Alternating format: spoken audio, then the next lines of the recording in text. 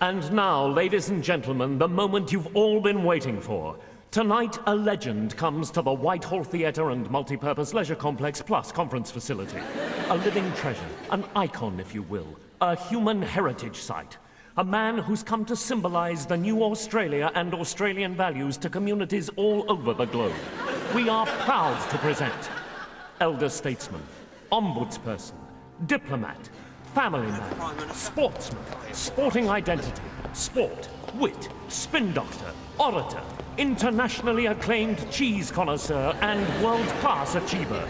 Now on the latest leg of his international charm offensive, your standing ovation please for Dr. Sir Leslie Colin Patterson!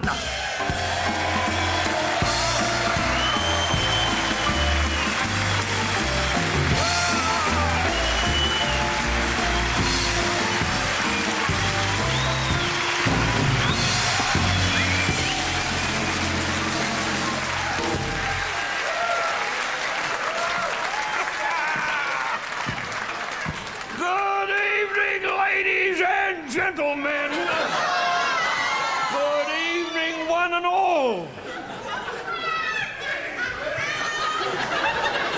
Permit me to introduce myself. Permit me to introduce myself to you, good people, if I may. My name is Les Patterson.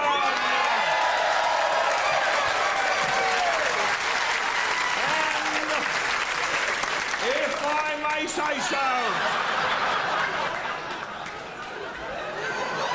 If I may say so, on this lovely night in London City at the historic Whitehall Theatre, we're all looking pretty good. And if you think I'm looking good, let's hear you say you're looking good, Liz. How am I looking, ladies and gentlemen?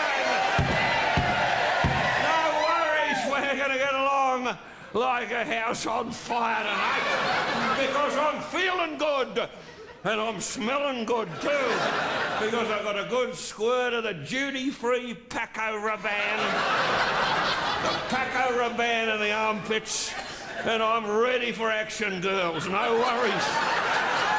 And I'm feeling dangerous. But pull yourselves together, for Christ's sake.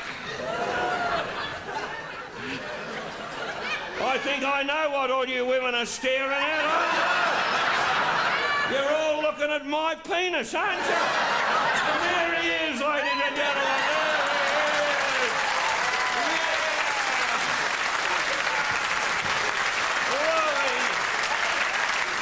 Oh, Laurie Holloway, my fine, upstanding penis, God love him. But I bet. Here's former cultural attaché to the Court of St James and chairman of the Australian Cheese Board. I am. Ladies and gentlemen, I bet a lot of you good folk here tonight, I bet you didn't recognise Les on account of the weight that I have lost. Isn't it incredible? Snake Hips Patterson at your service. Because I've cleaned up my act. I have become a fitness freak. I think I'll say that again.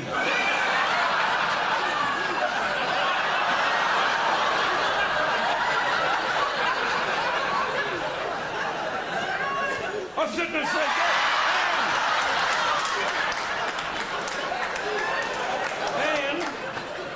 And big announcement. I am completely off the grog. I am. I'm a teetotaler. I don't drink it all, except for the occasional glass of Chardonnay. Now, I can hear a few know-alls out here, and there's always a know-all. Know-all, know nothing, as my mother used to say. I can hear a few know-alls saying, come off it, Les, isn't Chardonnay an alcoholic drink? And to you I say, with the greatest respect, pig's ass. Pig's ass. The beverage in this goblet bears about as much resemblance to a serious drink as a dry peck on the cheek from my wife Gwen does to a long night out in a Bangkok rub and tug shop.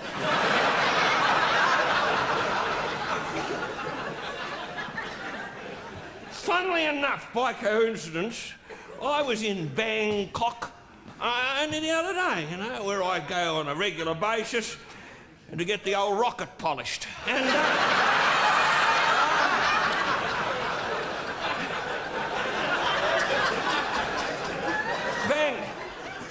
Bangkok is a good name for it, too. The fellow who named that city had his head screwed on the right way. But whenever I go to old Bangers, as we call it in the diplomatic fraternity, I get off the plane, I'm always a little bit stiff. I am due to the vibrations of the jumbo.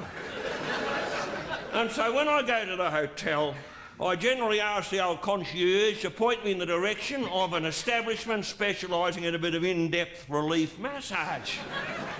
You with me? This little bloke indicates a place conveniently just round the corner from the hotel that smelt reassuringly of Dettol. And I pointed myself in that direction. Well, I pointed myself in that direction and the rest of me followed. What I didn't know was that this place was a chiropodist, because my request had suffered in translation. You see, and so I've been directed to the wrong place by this little slant-eyed yellow bastard behind the desk. Please, I mean that with the greatest respect, ladies and gentlemen. Please, to anyone who happens to be in the concierge community here tonight. However, I always ask their advice because of an old saying, I don't know where it is, perhaps in the Gideon Bible. But when you're feeling the urge, ask the old concierge. So there I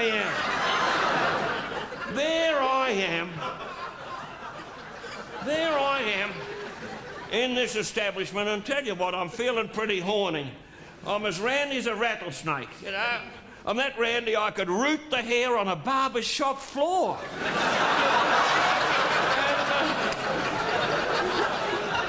You know the feeling, fellas, and I'm shown into a little cubicle. Very small, I think. I'm not going to get much more than a knee trembler in here.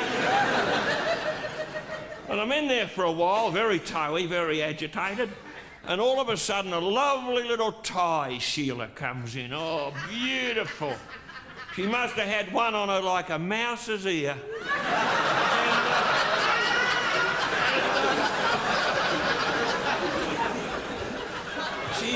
She's wearing a white uniform and she's got a little tin dish in her hand and a towel over her arm. So I whips out the old purple-headed warrior.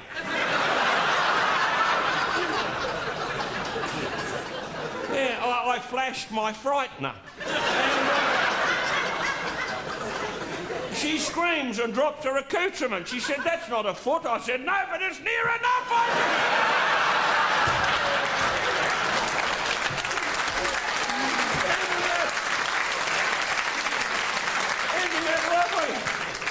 Isn't that delightful, ladies and gentlemen? There it is, true story, happened last Thursday. But I can hear a lot of you people saying, "No, but Les, what was the moment of truth? You know, what was the sea change in Les Patterson's life that caused me to go on this massive health kick?" I'll tell you. I made a discovery, a sickening, bloody discovery about myself. I discovered I was a slob. Oh, there were warning signs. There were, like sometimes after a long night out on the sauce, I'd wake up in strange places that scared the shit out of me. Like in bed with my wife, for example. I had such a gut on me, I couldn't cut my own toenails. I couldn't see my feet. I could get my rocks off, but I couldn't get my socks off. I had to get my secretaries and Girl Fridays and research assistants to cut my toenails for me. And they jumped at it too. Sometimes I'd have one cheer on each foot, working away in the hope of higher things. there I was. Good people, I was a slobber. I'd sunk low. I was a pissant. I was a bloody animal. Gross. So low, I was lower than a snake's arsehole. I was. I could have parachuted out of a snake's arsehole and still free fall. I could have. I was lower than Linford Christie's jockstrap. I was. And that swings pretty low, they tell me. I was lower than Divine Brown's chin on a Saturday night. That's about as low as you can get. Oh, I was a disgrace to the Australian diplomatic community. And believe you me, to be a disgrace to the Australian diplomatic community takes some fucking doing.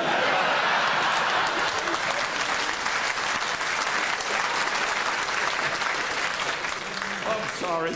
Do forgive me. That just slipped out. You know the feeling, ladies? However, I had desecrated the God-given temple of my body. And you should have seen my body. Well, no, there's a young woman down here who has seen my body, if I'm not mistaken.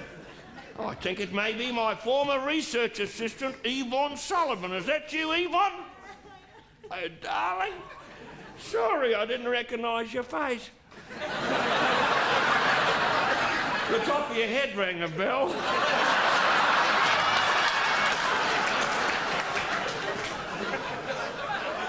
Oh, lovely. Oh, you know, she used to be my laptop, ladies and gentlemen. She was deductible. She used to come under office equipment. So did I, as a matter of fact. But isn't it lovely? Isn't it lovely to see what cordial terms I am on with the hornbags and ceiling inspectors of my past? And that's because I'm a gentleman, good folk. A gentleman. I just slip it in and say, walk slowly towards me. But I can hear you all saying, as with one voice, get on with it, Les. What was your road to Damascus on the fitness front? What caused...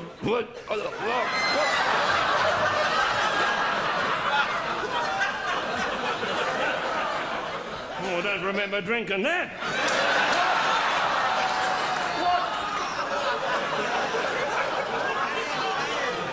What caused Les Patterson to give up the grog, except for a few harmless table wines? It was a man, ladies and gentlemen, good folk of London town. One man, but no ordinary man, a prince amongst men. I refer to none other than the former Prime Minister of Australia, a tall, sardonic, upstanding streak of piss from the wrong side of the tracks, who left school at 11 and took the economic recovery of Australia firmly by the throat, and incidentally attained the unique distinction of getting his hand up the Queen's freckle. And he said to me, Les, he looked at me, you know, he said, you're a mess, he said. He said, you couldn't do 2 rounds with a revolving door. He said, you look like a born-again Oliver Reed, he said to me, with the breath of Boris Yeltsin. He said to me, you look like Senator Edward Kennedy on a good day. That hurt, ladies and gentlemen. That stung me because I'm a sensitive organism with a sensitive organism. And comparing me with Teddy Kennedy, a card-carrying piss artist from way back. Mind you, credit where credit's due. I mean, not every bloke with a skin fork can open a car door underwater, let's face it. However, I went ape. I went bananas. I grabbed that Prime Minister by his Armani lapels. I said, you ungrateful bastard, I said, you dickhead. I said, is that all the thanks I get for swinging the Olympic Games for Sydney 2000? I said, is that all the things I get for shafting Manchester and getting the Games for Australia? For ascertaining the most approachable member of the Olympic Games Committee and slipping him a brown paper bag of used Swiss francs in the privacy of a Monte Carlo shithouse? Because it was me. drunk or sober, that got them games for Sydney 2000. They think they won it on their own merits, but they didn't. How could they? However, I went away and I was hurt. I was cut to the quick, Laurie, because, you know, I thought, what have I done wrong? You know, I just enjoy life, I'm convivial. And then I thought, truthfully, I've been nudging the Terps a bit hard. And when fellas used to fill up my glass, they'd say when, Les? I'd say, when it's running over me knuckles, I'd say.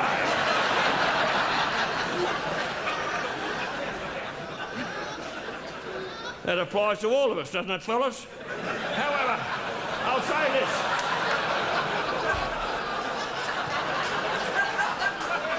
Hey, come off it. Dirty bastards, you're looking for some hidden fucking agenda in what I'm saying? Oh,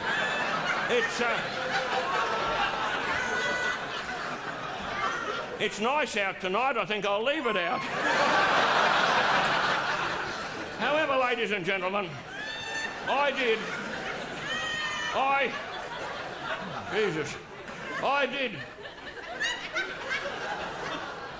cleaned up my act, I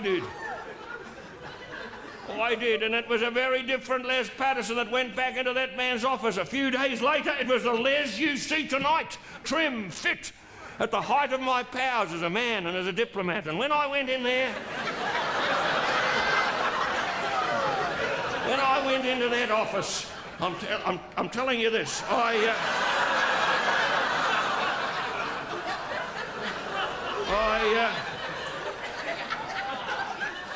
said...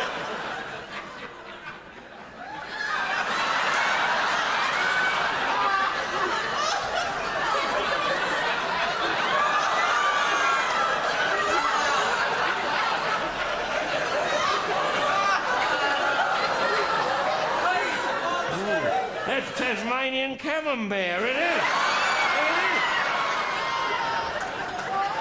That's what comes of sitting on the cheese board all morning. Not to mention those little flags that get up your ass. But when the Prime Minister of Australia seen me, sober and clean, he said, "Shit a brick, Les," he said, "you're a fucking phoenix," he said to me. In that lovely statesman-like way that he's got with him. He said, "You've done wonders, you've even got rid of the nicotine stains, except for the ones on your fingers." So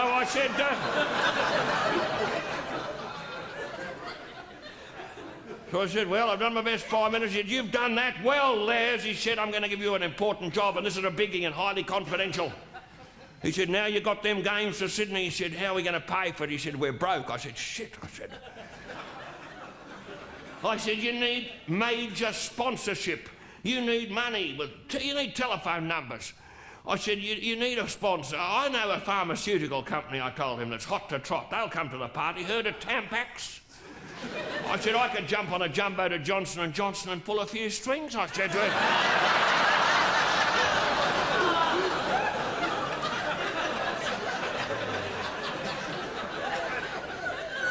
There's a stony-faced old Sheila sitting over here. She's got her head on her like a half-sucked mango, ladies and gentlemen. Last time I saw a head like that, it had a hook in it, I kid you not. I reckon when she was a kiddie, they had to hang a chop around her neck to get the dog to play with her. Nothing personal, madam, I assure you. You can't win them all, though, can you, eh? Oh, boy, oh, boy. However, I got the job. He said, "We're happy with you, Les. You've got an initiative. You've got the ideas. Get out there, pick up your gold cards, your expenses, get out there and sell. Get to the Whitehall Theatre. Raise money, raise the profile of Australia." And that's what I've been doing, ladies and gentlemen. That's what I've been doing. Because I'm a great believer in the feel-good factor, I'm telling you that. And I've been travelling, I've been busy.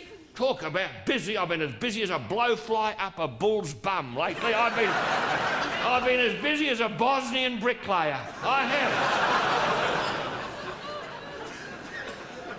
I've been as busy as Salman Rushdie's travel agent. I've been as busy as a one-legged lesbian on a pogo stick. I have. Have you got a mental picture of that? By the way, I'm the only Les who isn't on Channel 4, have you noticed?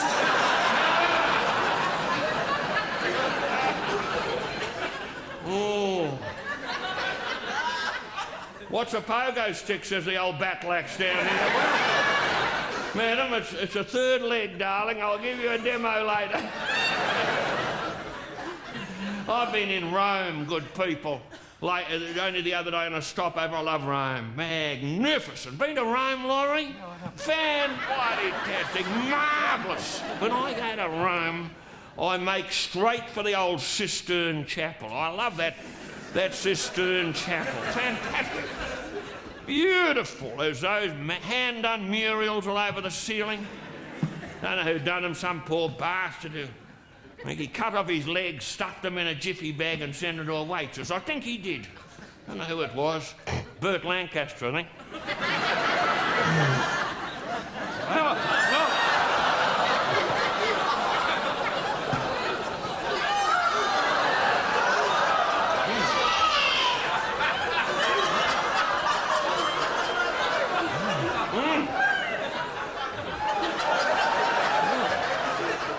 Oh, I'd forgotten about that Thai meal. I'd forgotten.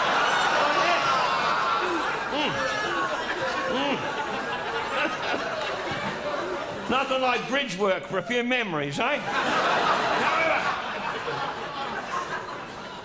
Oh, those lovely murals up there, though. And another thing that appeals to me very strongly about the old Cistern is the backpackers. Beautiful young female backpackers. I'm not a backpacker myself, mind you, but of a front packer, ladies, eh? Oh, well, here's a good one, an observation of mine. You know, how do you pick a New Zealand backpacker who's got her periods? When she's only wearing one sock. Now, think about it. Think about it, eh? Isn't it lovely? That's just let your imaginations play around that. That's an observation, you might say an aperçu of mine, to use a diplomatic expression. However, I like the Swedish backpackers. Beautiful. There they are in the old Cistern, in their frayed denim crutch cutters and their see-through crop tops. And they're all gazing up at that beautiful ceiling by Andrew Lloyd Angelo, whatever his name is. And I go up to them and I say, excuse you like inspecting ceilings, do you?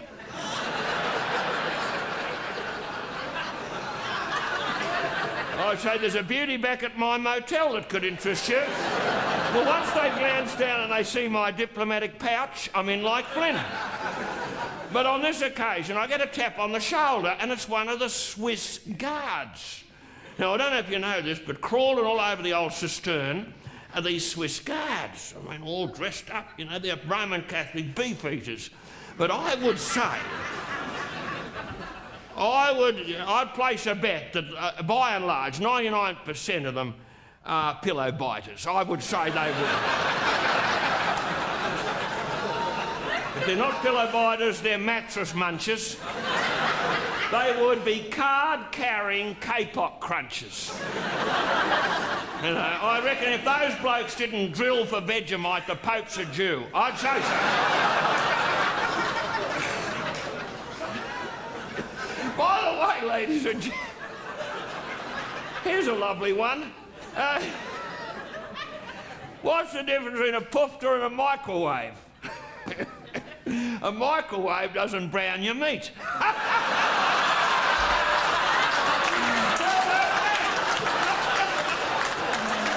that lovely? Yeah. Lovely.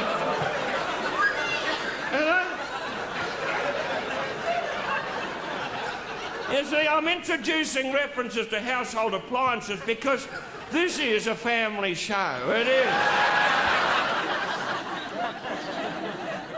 God love you. God love you. The Lord be good to you all. Got a drop of the Chardonnay there? It's all gone, Les. Got any more Chardonnay in there? Only this. Will that do, Les? Johnny Walker Chardonnay. Well, beggars can't be choosers. If I was a drinking man, I'd take exception to that, Laurie. I want to drink a toast, good people. I want to drink to women. God love you. Because there's a smorgasbord of hornbags here tonight. With one exception. And You still there, Yvonne? Hey? Hello, darling, you come up here. I want you up here on stage. Come on! Come on, let's encourage her, ladies and gentlemen. Come on! My former research assistant. God love you. Don't be nervous. You're nervous. Don't be. Isn't she beautiful? We go back a long way, ladies and gentlemen. She always used to say to me, Les, you go back a long way.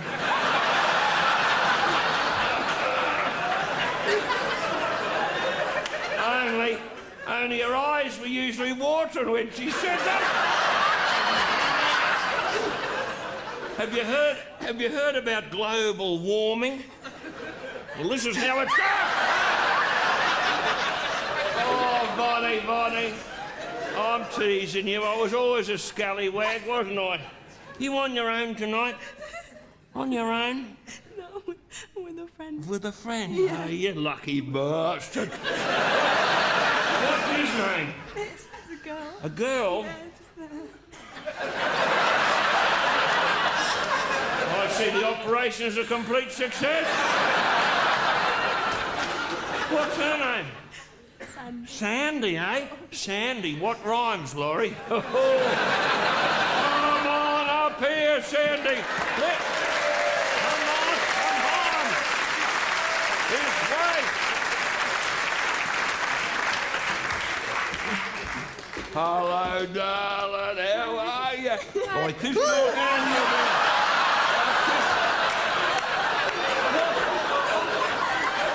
Lovely, Sandy.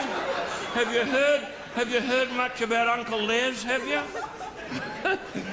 Oh, I think, have you got a soft spot for me? Because I think I could develop a hard spot. I think I could. No, I'm not so bad. Oh, there's no ill in me. Yes, you girls, you come with me, because we'll have a little drink. I've got something in mind. I have. Don't be nervous. Don't be nervous. No. Now, look, girls. Here's a drink, first of all. A little Johnny Walker Chardonnay. Get that up you.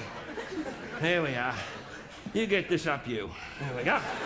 Now, girlies, you know what we're going to do tonight? Saturday night. We are going back to my semi-basement loft in Knightsbridge Road. We're going to have a jacuzzi. A lovely little jacuzzi. And watch a video or two, and you like that? And perhaps even enjoy a sandwich. And I mean that in all sincerity, fellas, I do. Are you worried about the beef scare? Because I've got a bit of Australian grass-fed beef that you girls will be only too happy to get your teeth into, eh? Good luck and God love you. Have some guacamole too, I made. The old guacamole. Because I'm a bit of a Floydy boy. I am. I can cook. I've got a man of many parts. And I enjoy cooking. I enjoy food. Now I don't drink or smoke because I've got my taste buds back. Les Patterson is not just a guru of the arts. I'm a connoisseur, a gourmet and a snacker. And when I run up a midnight feast for a couple of nice tarts, I find they all like my salami on their cracker. I used to feed them pickled onions with their ouzo lime and coke. but they always took a while to come on stream. Their preferred idea of fun was samosas and blue nun, washed down with lots of Bailey's Irish cream. Today, upmarket starters are sun-dried tomatoes. They taste shithouse, so hold your nose first. Or a dirty great bowler, green guacamole. Guacamole. No? No, it's beautiful. And only one thing for your thirst, which the ladies can drink till they burst. Chardonnay. Chardonnay. It's the upmarket drink of today. Although it's not fizzy, it's a beaut aphrodisiac when you're in need of a lay. It used to be double tequilas that could prize off the pants of the Sheilas. But now they won't have it away, no way, for less than a large Chardonnay. Accountants drink it and housewives sink it from a handy old Sainsbury's box. My girl Friday sips it before she unzips it and helps me get out of my socks. As a ripper refresher for a man under pressure, a Chardonnay's well worth the money. But here's the bad news. It tastes like any old booze when you cough it up into the Darney. Chardonnay.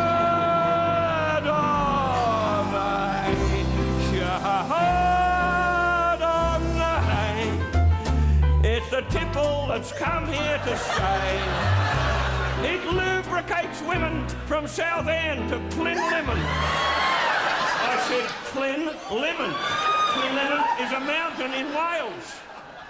What's the matter with these Sheilas? From Wick down to Old Colwyn Bay, no manly manoeuvre seems sinful to a lovely young girl with a skinful. They'll never scream, put that away. Thanks to you, Chardonnay. Chardonnay.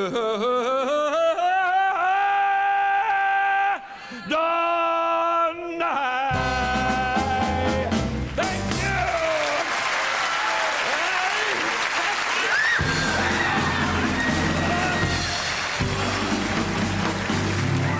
Ladies and gentlemen, I give you the Lizettes.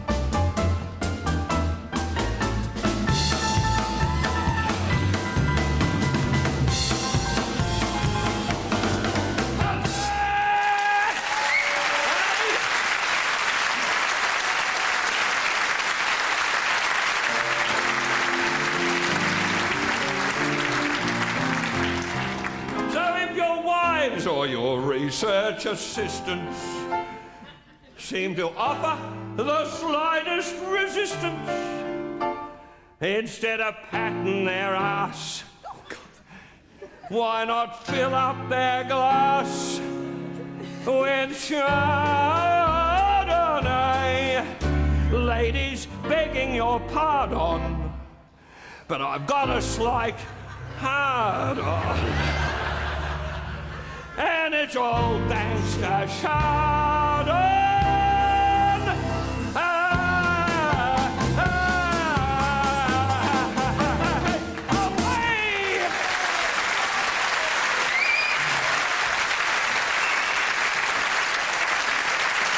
Glory,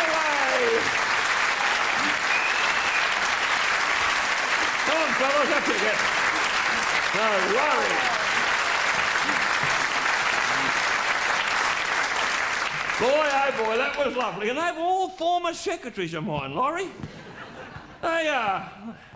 No worries. And I choose my secretary very carefully. I have to get a girl with the right calibre. Are you with me? I mean that in the ballistic sense. But when I interview these girls, it may surprise you to learn I don't look up their CVs. I don't. Not immediately. I have a nice chat with them. I get them here, I sit them down, we have a lovely conversation. About 10 minutes. Admittedly, we touch on borderline subjects. It's a warm-up. And at the end of this titillating conversation, I asked them very politely, would they remove their panties? And throw them into the air as high as they can. If they stick to the ceiling, the girl gets the job. She does.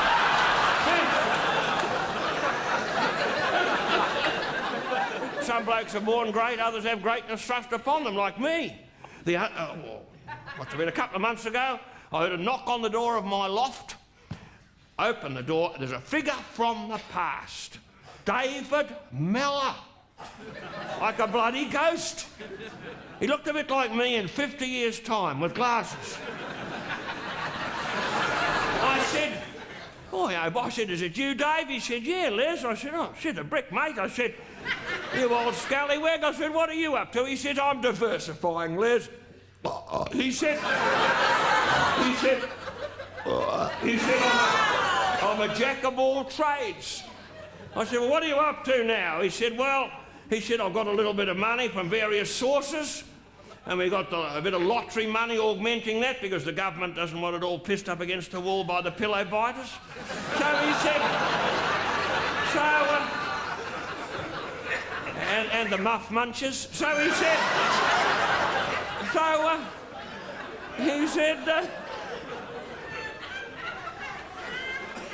said, Les, he said, I'm fronting up an important new quango. I said, what's that?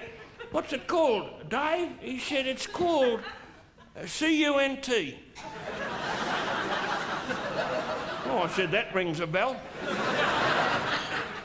I said, what does it stand for, Dave? He said, it's a Council for the Understanding of Perfectly Natural Tendencies.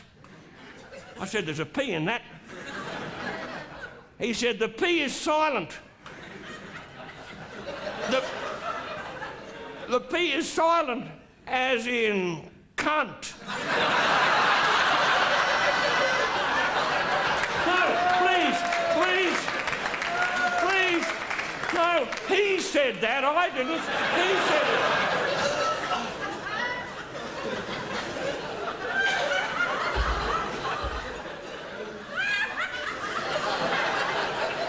it. You got a fucking hyena down there.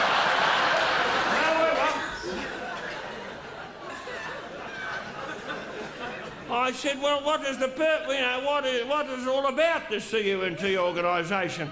He said, well, Les, he said, CUNT is pretty stretched at the moment, he said, financially, but he said, our aim is to take a video of your lecture at the Whitehall Theatre and issue it as a straight sex education video to schools, churches, religious institutions, troubled teenagers who don't know whether they're coming or going.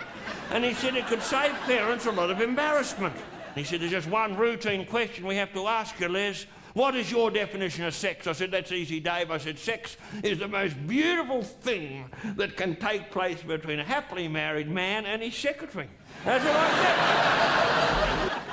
So I got the job, in short, and I'm very, very pleased. And I wish that when I was a young kid, a troubled teenager, someone had thrust a tool like this into my hands. And I have to pay tribute, though, to my dad, because my father did tell me something. And in a way, what my dad told me was the most important thing I've ever known about this mysterious and beautiful thing that takes place between us. And I want to pay tribute to that man because there's a feeling here. I was going to mention him. The name is still sacred to me of my dad, but tonight there is such a lovely family feeling here. My father passed away very quietly in his sleep between the bar and the gents. When I was about 7 and a half. I'll never forget that day. I was there at home by myself, playing by myself with myself, and a little mate of mine, Paddy Ryan, came in. He said, Les, you got to get up to the pub, get up to the Harp of Erin. He said,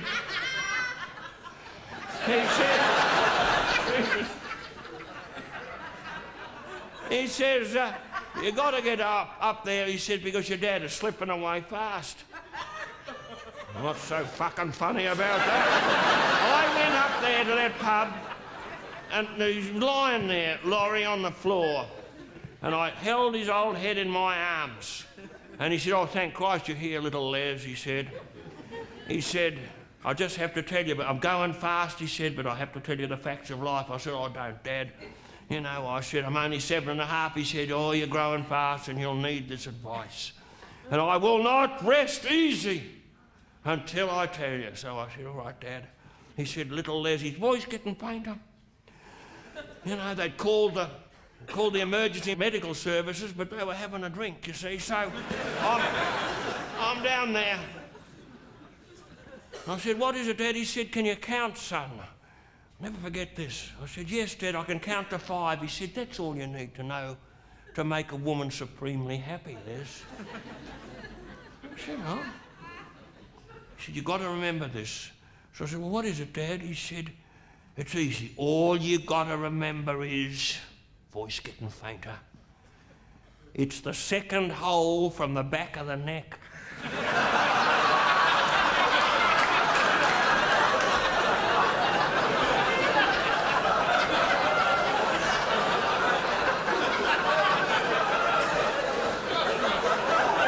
But ladies and gentlemen, and then his head slumped on one side. They were his last words. But boy, oh boy, what wisdom was in that. That has stood me in incredible stead all my life. What a fantastic rule of thumb that is. Isn't it amazing? The second hole from the back of the neck, and ladies and gentlemen, I have applied that in all my interpersonal relations with the opposite sex community. And I would say this, you know, but there are occasions, I don't know, I mean, you might be tired, might have had a few drinks.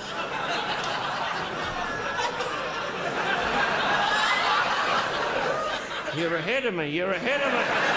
I mean, when, or perhaps you're in a fast-moving vehicle. But you can sometimes get your sums a little bit wrong. But I've found that by and large, 99.9% of women are only too happy to point you in the right direction.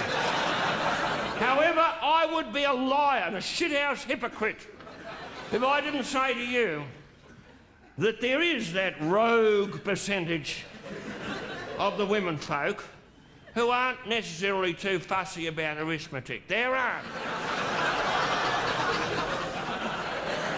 You with me? There's one woman in particular that springs to my mind, Norma Major. Have you heard of her? She says, please, Les, slip in the back way, will you? Please.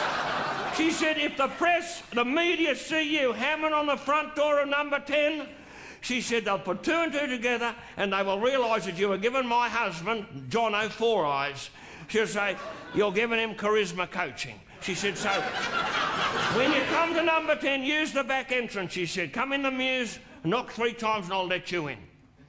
Because, you know, for a small emolument, I have been helping old Four Eyes Major, and I've done my best. In fact, a few months ago, I did him a huge favour. He said, Les, we need a slogan. The Tory party needs a slogan for the inevitable election. He said, give us one. Help me, help me. Oh, I saw he was on his knees pleading with me. I said, funnily enough, Prime Minister, I've got the one for you, mate. I said, it came to me only last night.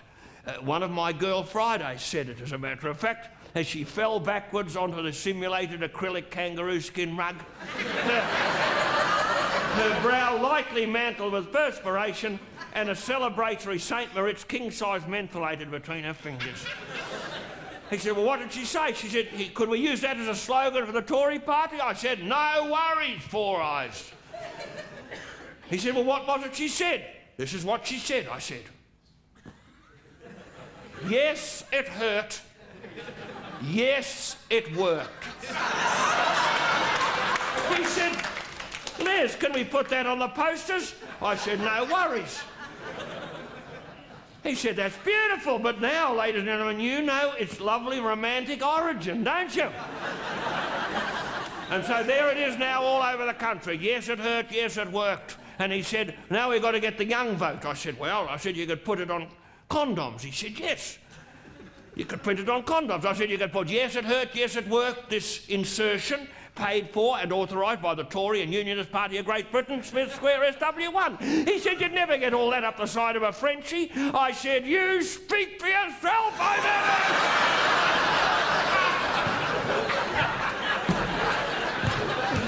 never. Oh, you know, I'm a spin doctor.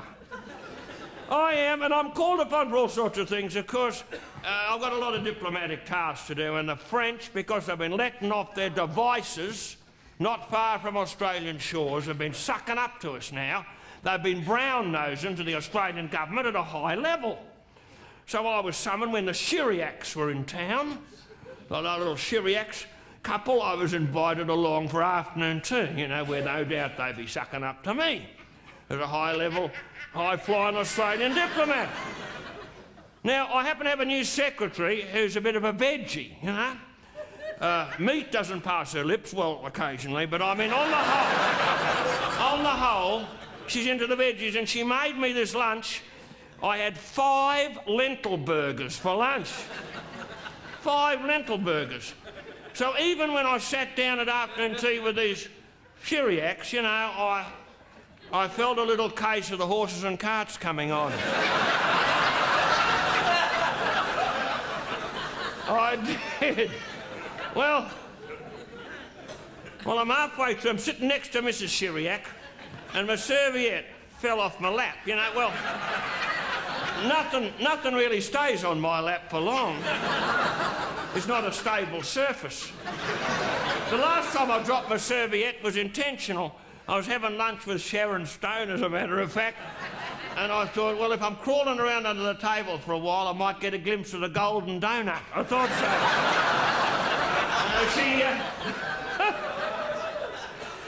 She hadn't been very communicative on the, above the table level, but I thought under the table I might do a bit of lip reading, who knows.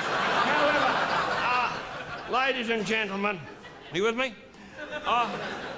Just as I dropped my serviette, I'm just about to get it. Madame Chiriac dives down. She said, oh, excusez-moi, monsieur, votre serviette est descendue. Permettez-moi. And she's down there, and I couldn't resist any longer. I let one go. I opened my lunch. I gave her both barrels, ladies and gentlemen. You know, I must have hit 7 on the rectum scale.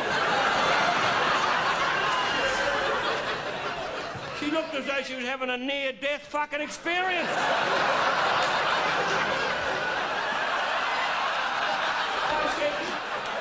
I said, cough that from face, but I said that was the Patterson Pacific test.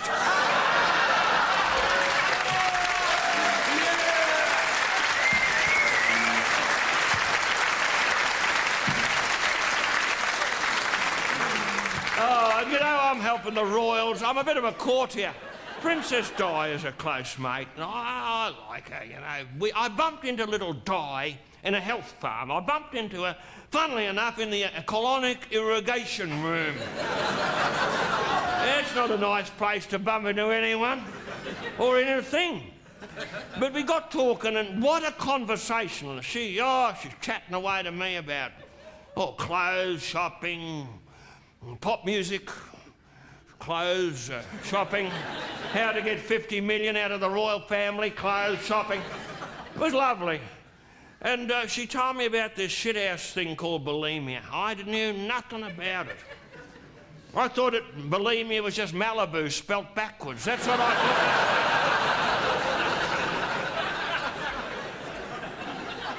And she said, oh, it's a shithouse thing, Les. Or words to that effect. She said, you're being sick all the time, you know? I said, oh, it's not unusual in Australia. Di, I said, in the average meal, a family will be sick, well, we'll spew about 5 times during a meal. She's different, Les, you know, how it had got me, and this is a rotten thing. She told me in confidence, so please, this must go no further. She said, I had to go into the toilet, lock the door, put 2 fingers in my mouth, and tickle the back of my throat.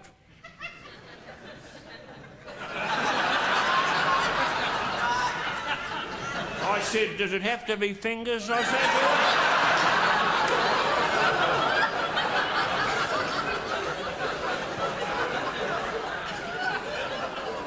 but we've got something in common. We love visiting intensive care. We love it. And I find visiting intensive care a turn-on, as a matter of fact.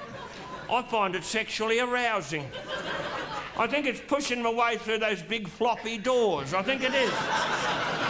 I think so. It reminds me of something. Being born, I suppose. And I said to her, Di, how can we cheer you up, darling? She said, oh. I said, look, would you like to cuddle some underprivileged, traumatised creature? Oh, yes, Les, she said. I'd love that. She said, I've got a cuddling vacancy in January the 15th. She said, is it a baby with AIDS? She said. I said, well, no. I said, as a matter of fact, the person I have in mind is my wife, Gwen. I said, she hasn't got AIDS, but she's got hearing aids. So she never wears them because no one talks to her. And I said, she's not a baby, but she can piss the bed with the best of them, I said.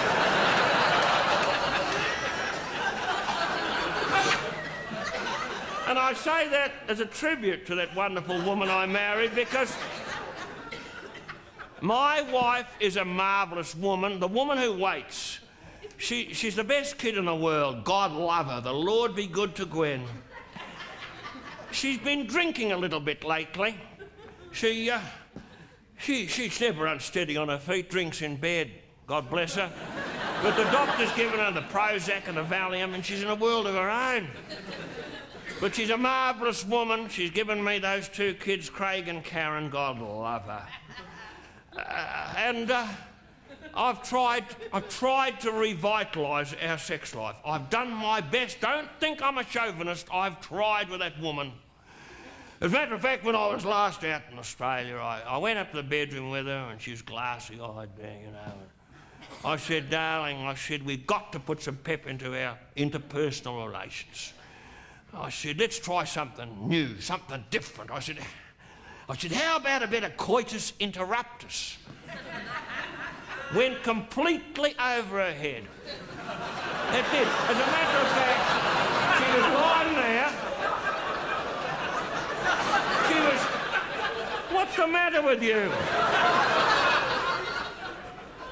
Went over the hyena's head as well, I think. She was lying there suffering from withdrawal symptoms. In the eyebrows, on the bed lamp and all over the tea's made. God love Gwen, but the big problem for Gwenny, and it is a shithouse problem she's got, is the hemorrhoids. She's got the hemorrhoids very, very badly, ladies and gentlemen. Oh, it's a bastard. These hemorrhoids she's got, oh. She makes light of it. That's her courage. You know, she pretends it's fashionable, you know. Costume jewellery for the freckle. I got the doctor to her and I said, you've got to do something, she's suffering. And he's prescribed these suppositories. Now, they're huge, these bloody suppositories, as those sufferers here will know. They're like submarines, except you never get a crew for them. I mean, you might. you get a midget with low self-esteem. But it's a one-way trip to hell, wouldn't it be? A one-way trip to hell. Her problem, though, is administering them. Administering this medication because she's got very short arms. And she's put on a lot of weight. I mean, how do you know when your wife suddenly put on weight? When she sits on your face and you can't hear the stereo. However, no. She's tried it. Her arms are so short, she's got to sit down to have a cup of tea. And, ladies and gentlemen, she's tried everything for the administration of this medication. She's tried the golf tee technique, like putting one on a golf tee and jumping on it. She's tried that. She's tried the chewing gum on the wall and backing up onto it. She nearly knocked down the fucking house.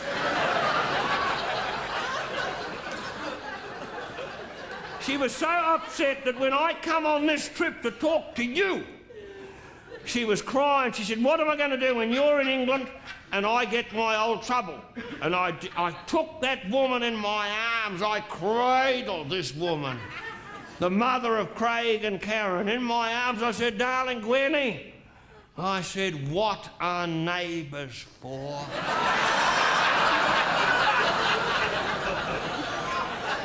Well, I had a phone call. I don't know if you heard it through the curtain.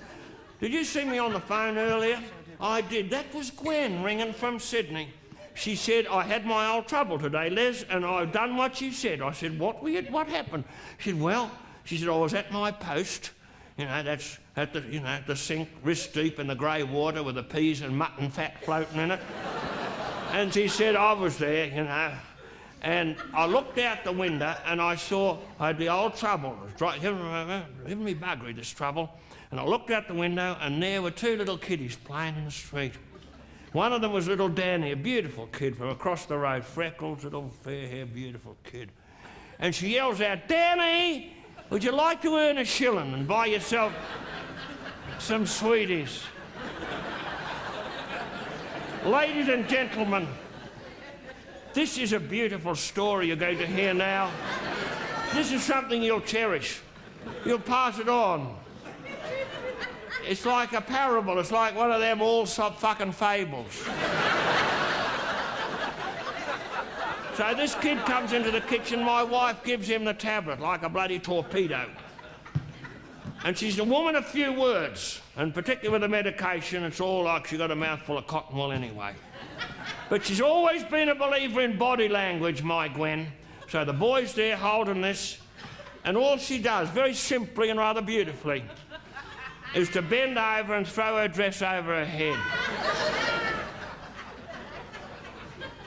She's down there for a long time.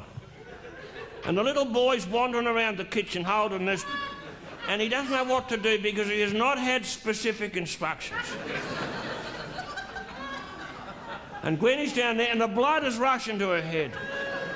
And in the end, she yells out, hey, Danny, what are you doing? She said, I've been down here for 5 minutes. And he said, oh, Lady Patterson. He says, Lady Patterson, I've just got a couple of questions.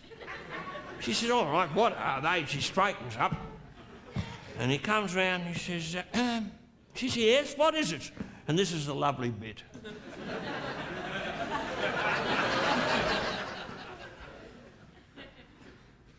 Is it too late to turn back, Laurie, on this one? Why not? I'll go for it. He says, she says, yes.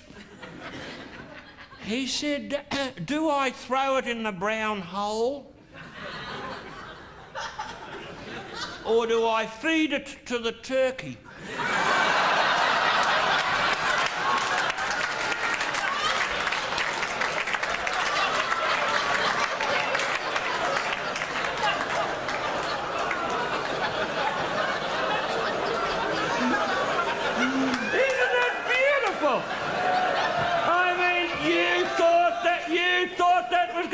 Dirty, didn't you?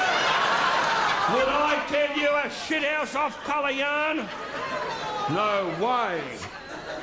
Isn't it marvellous the things that kids come out with? And you can tell that anywhere, couldn't you? I just have, for Christ's sake. But it's lovely to think that tonight, when you all go home, there'll be a few old Sheilas crawling around on top of their dressing tables with the adjustable mirrors, playing a game of Hunt the Turkey. And what lovelier game to play at this time of year. Oh, ladies and gentlemen, you know, all good things come to an end. And I'm glad that I haven't got old Dame Edna or anyone coming on after me, because I'm a hard act to follow. There's music to that.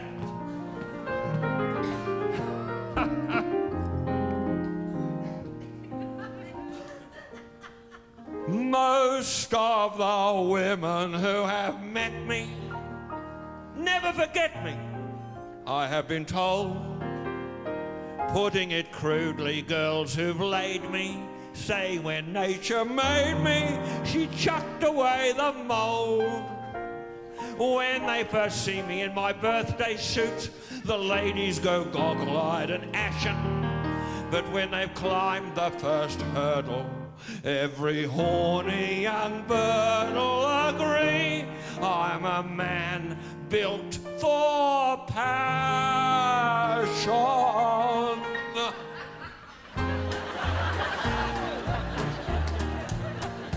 I'm a hard act to follow. They say I should be in the Guinness Book.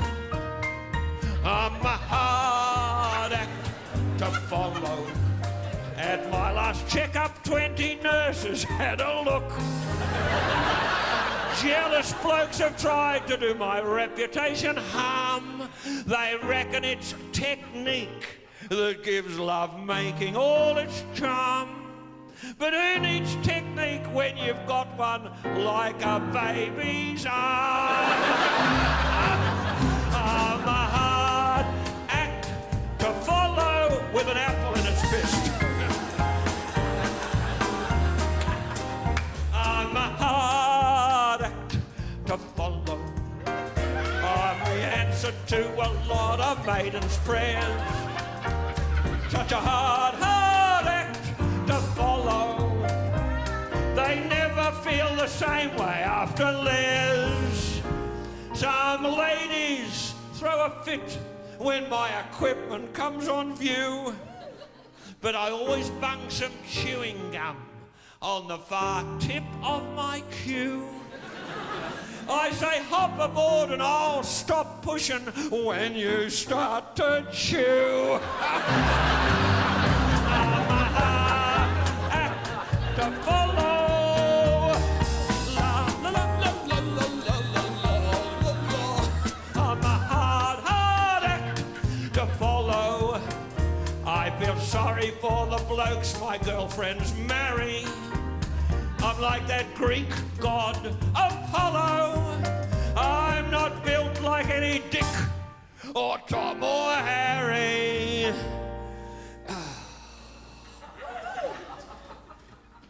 When my secretary got married, I gave away the bride. I said, I hope that Max, your hubby, will keep you satisfied.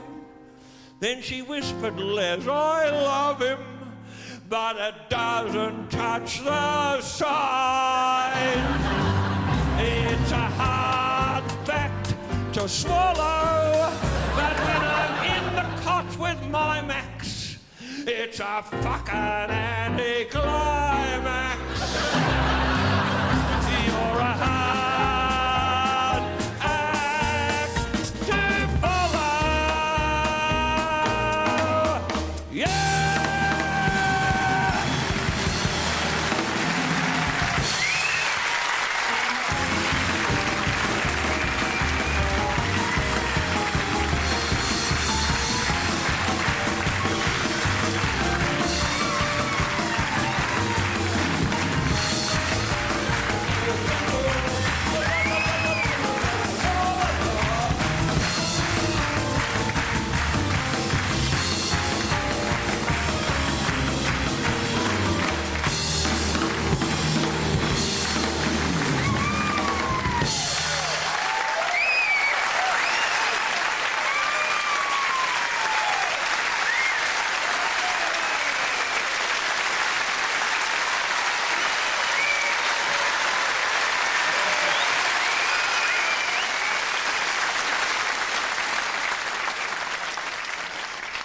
Ladies and gentlemen,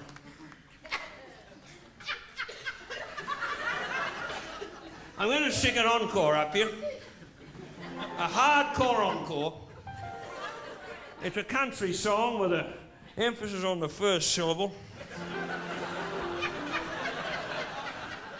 It's dedicated to a little town that's dear to my heart and dear to the hearts of many fellas here tonight. Let's call it Tuna Town.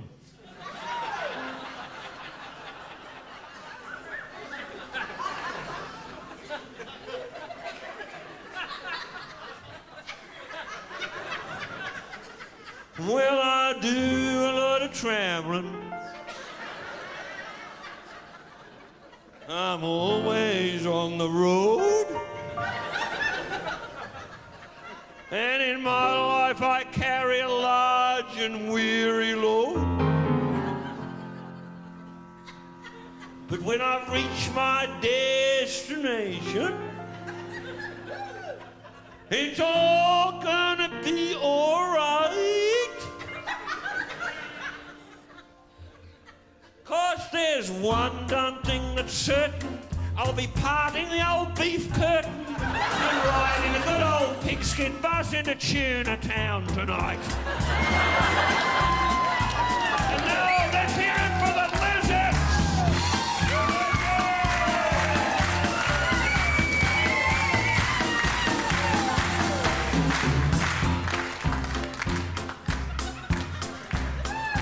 Well, I meet a lot of women in the diplomatic corps, but I gotta admit, not every Sheila bangs like a shithouse door.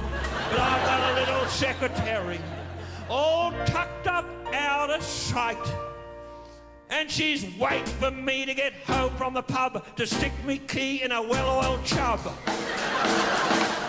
There's one done thing is certain, I'll be parting the old beef curtain, riding a good old pigskin bus into Tuna Town tonight. Whoa!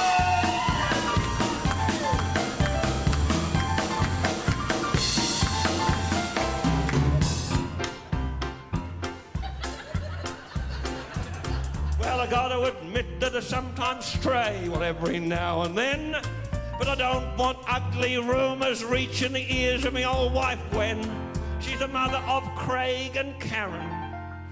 She's old and she's tired and she's tight. But I got a little horn bag on my lap with a velvet mousetrap ready to snap. Who waited till I got home from the pub to stick me key in a well-oiled chub. One done thing is certain, I'll be parting the old beef curtain, riding a good old pigskin bus into Tuna Town tonight. Woo!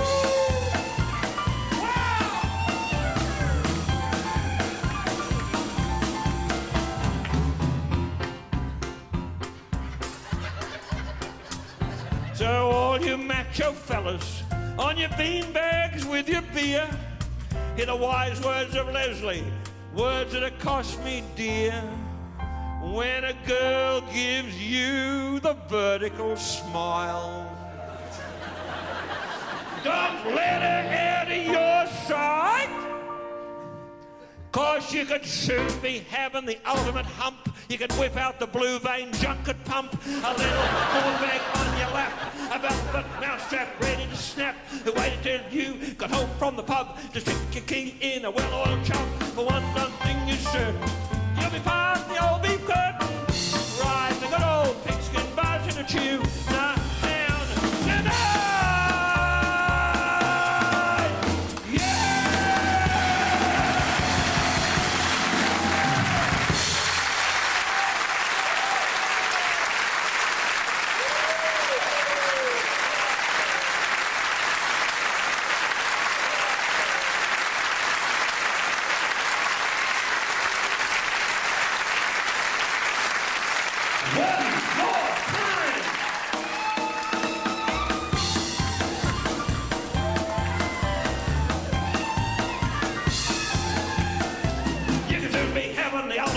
You could whip out the blue vein junket pump with a little horn bag on your lap, a velvet mousetrap ready in a snap.